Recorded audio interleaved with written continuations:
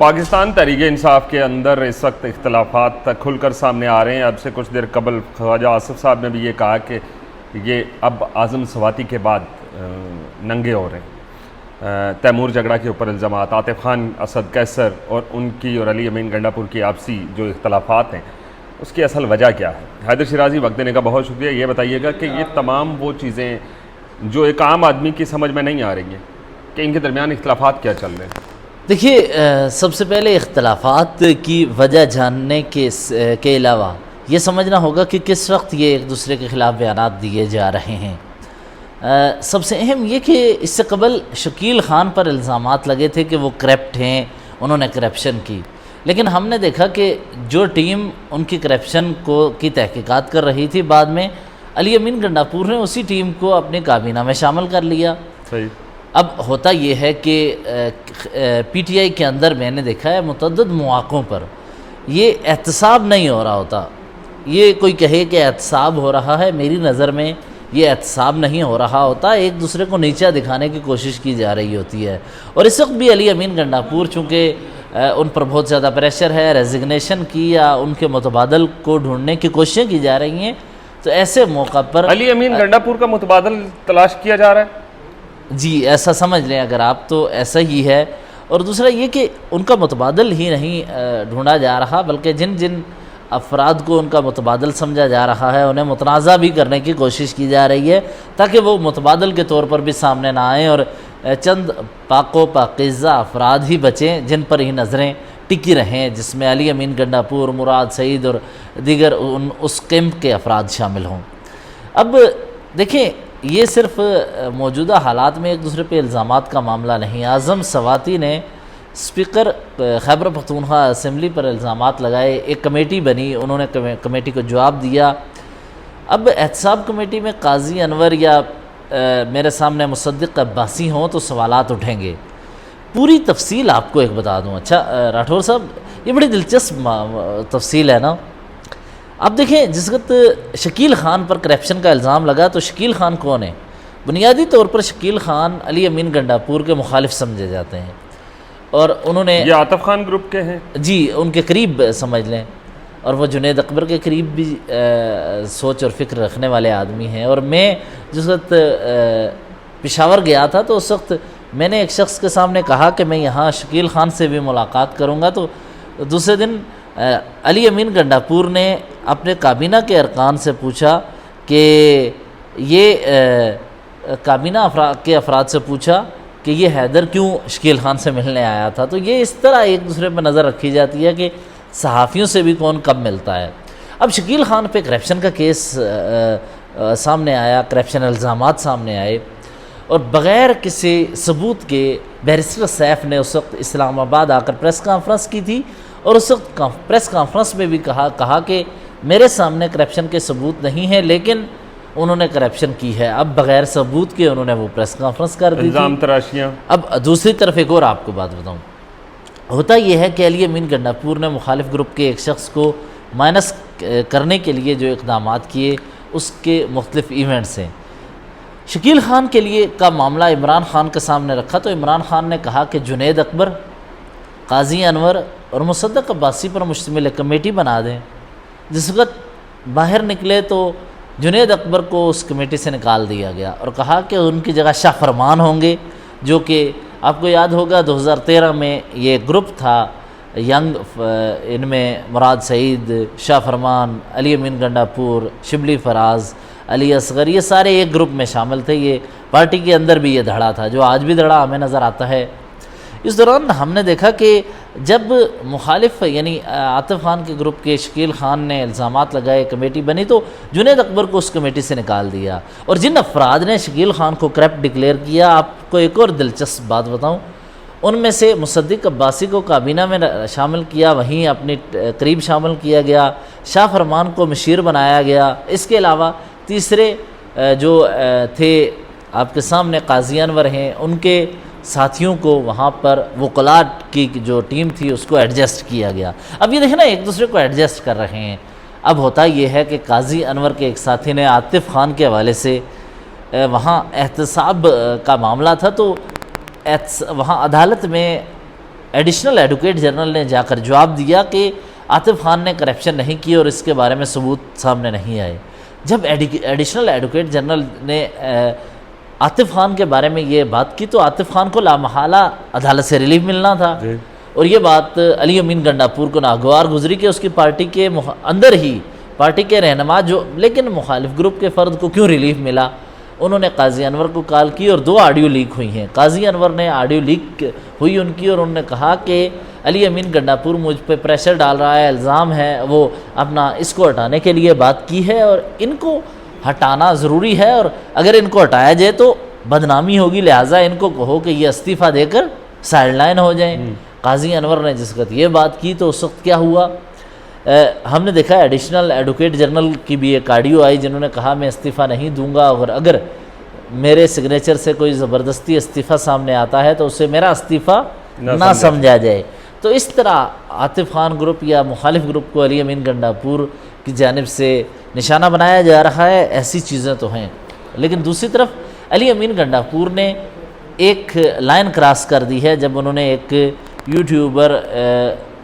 پر ارشاد بھٹی کو گفتگو کرتے ہوئے کہا کہ اسد قیصر، عاطف خان، شہرام ترقی اور ٹکٹوں کے معاملے پر سازشی کردار ہیں، یہ سازش کرتے ہیں۔ تو جب یہ بات کی گئی تو پارٹی کے رہنماؤں کو بڑا مشکل لگا کہ یہ کیا وجہ ہے کہ اسد قیصر جیسی شخصیت کو اور شہرام ترقی، عاطف خان یعنی مخالف، یہ دیکھیں نا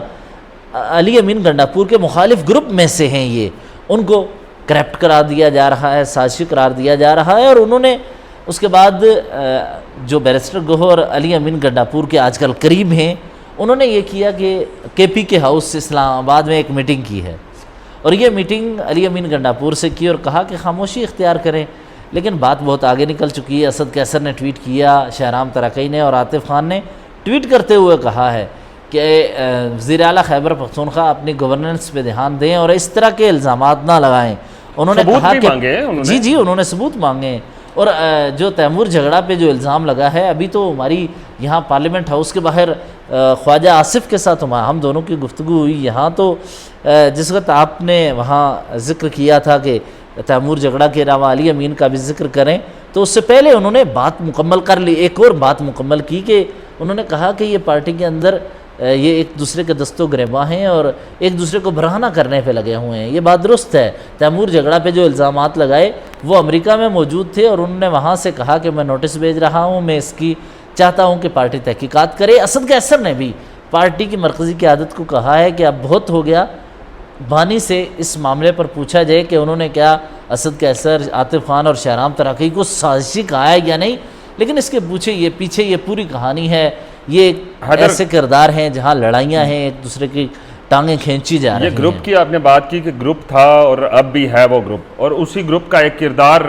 کنونشن سینٹر میں آتا ہے اور 2-2.5 سال بعد آ کے ایک خطاب کرتا ہے قوم سے اور پیدل مارچ کی بات کرتا ہے مراد سعید کہ اسلام آباد کی جانب ہم جائیں گے، پیدل مارچ کریں گے۔ تو کیا اس کردار کو اب وہ کردار دوسرے گروپ میں شامل ہو چکا ہے یا وہ اپنے اصل گروپ کے اندر موجود ہے؟ دیکھیے 26 نومبر کے وقت علی امین گنڈاپور کے لیے جھٹکا تھا کہ ان کے اپنے گروپ کے اپنی گروپ میں سے مراد سعید نے ان کی پیٹھ میں وار کیا، لیکن معاملات ابھی حل کی طرف آئے ہیں۔ لیکن ایک اور بات بتاؤں، مراد سعید اتنے عرصے سے چھپے رہے اور عمران خان نے بھی کہا کہ مراد سعید نکلیں، لیکن وہ نہ نکلے، اور ان کے بارے میں عمران خان کو اور پارٹی کی مرکزی قیادت کو بار بار بتایا جاتا رہا کہ مراد سعید کے بارے میں آرمی چیف اور عہدیداروں کا حکم ہے کہ مراد سعید جہاں نظر آئے اسے گولی مار دو۔ ایسی کوئی بات نہیں تھی، اور پی ٹی آئی کے مرکزی رہنما جو کہ اس دھڑے کے ہیں وہ متعدد مرتبہ پارلیمنٹ کے راہداریوں میں اور پارلیمنٹ کے باہر یہ گفتگو کرتے رہے ہیں صحافیوں سے کہ مراد سعید کے بارے میں تو وہاں سے حکم آ چکا ہے کہ وہ جہاں نظر آئے گولی مار دو۔ حالانکہ میرے سورس یہ بتا رہے ہیں کہ وہ خیبر پختونخوا میں رہے، اس دوران وہ سیف رہے، ان کے روابط رہے اور ان کو فیسیلیٹیٹ کیا جاتا رہا۔ دوسری جانب گورنمنٹ آف کے پی کی جانب سے فیسیلیٹیٹ کیا جاتا رہا، جو ان کے لیے ان کے سر پہ دست شفقت رکھے ہوئے ہیں، اور متبادل کے طور پر عمران خان کا متبادل ان کو سمجھا جا رہا ہے، ان کا گروپ ان کو فیسیلیٹیٹ کر رہا ہے۔ اور یقیناً ریاستی ادارے جن کے بارے میں محمود خان اچکزئی کہتے ہیں کہ وہ سمندر کی تہہ سے سوئی نکال لیتے ہیں، کیا وجہ ہے کہ مراد سعید خیبر پختونخوا میں رہے تو ان کا سراغ نہ مل سکا۔ اچھا، یہاں پہ اس دوران آپ کمپلیٹ کر لیں. اس دوران 26 نومبر کو مراد سعید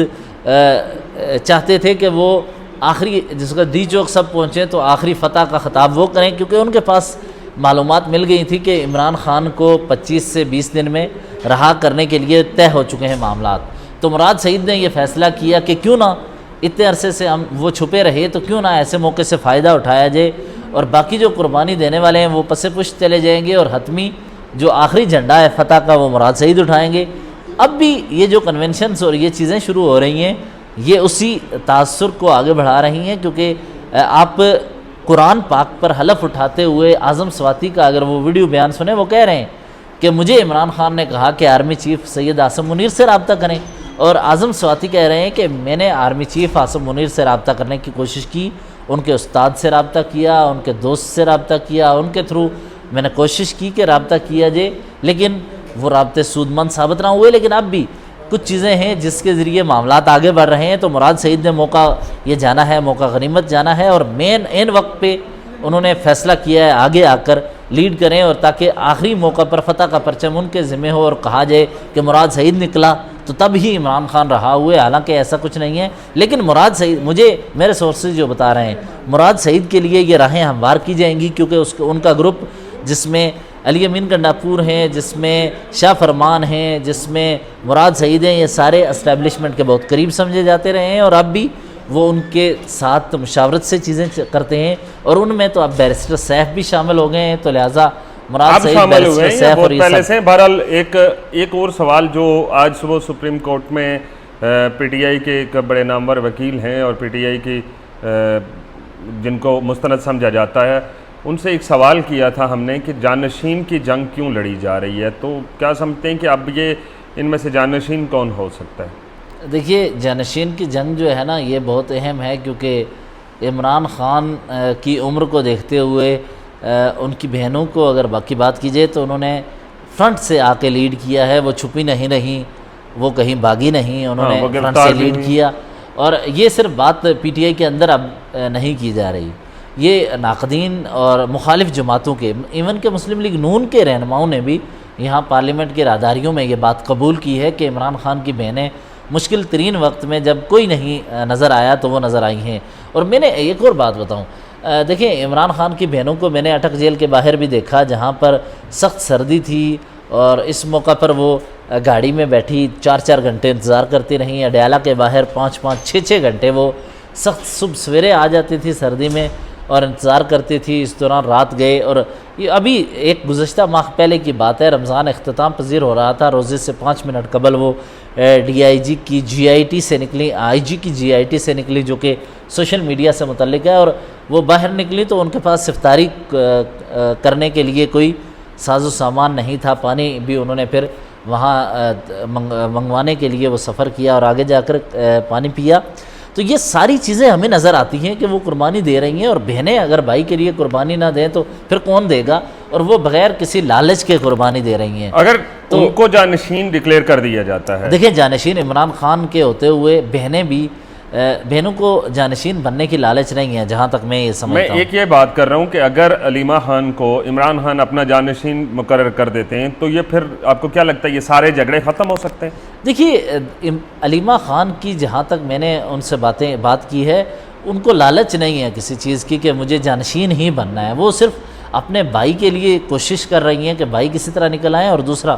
ان کی بھی خواہش یہ ہے کہ یہ جو ملک میں غیر جمہوری کوششیں ہیں، اسٹیبلشمنٹ کے فیصلوں کو ہی حتمی سمجھا جاتا ہے، اس کے بجائے عوام جس کو منتخب کرے، چاہے عمران خان ہو، چاہے نواز شریف ہو، چاہے آصف زرداری ہو، چاہے کوئی بھی ہو، تو اس کے فیصلوں پر عمل کیا جائے. تو وہ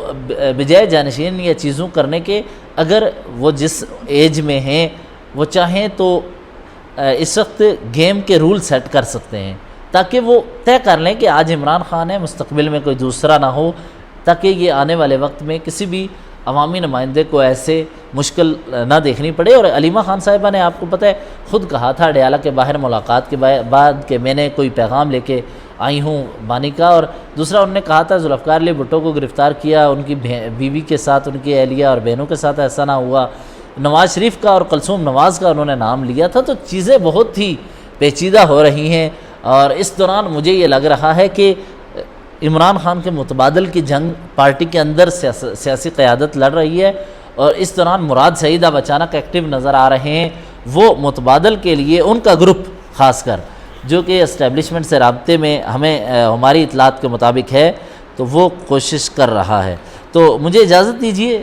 میں نے چونکہ ایک میٹنگ میں جانا ہے، تو اگر نیکسٹ سیشن میں اس کے حوالے سے کوئی بات کریں۔ یہ ٹھیک ہو گیا۔ بہرحال یہ وہ باتیں تھیں کہ پارٹی کے اندر ایک جنگ ہے جس میں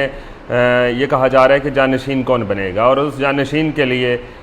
دو اپوزیشن لیڈر بھی متحرک ہیں، ایک وزیر اعلیٰ بھی متحرک ہے، اور کچھ ایسی نادیدہ قوتیں جو پچھلے 2.5 سال سے بند تھیں، کہیں چھپے ہوئے تھے، وہ لوگ بھی ایکٹیو ہو گئے ہیں۔ اب دیگ پک چکی ہے اور دیگ کو کھولنے کا وقت اور کھانے کا وقت آیا، اور یہ سارے لوگ اب پہنچنا شروع ہو چکے ہیں۔ لیکن اگلے کچھ 1 ہفتہ یا 2 ہفتے کے اندر گیم مزید کھل کے سامنے آئے گی کہ کون گیم کو لیڈ کون کرے گا، اور اس کے بعد پی ٹی آئی کی جو سیاسی سمت ہے اس کا بھی تعین ہو سکے گا۔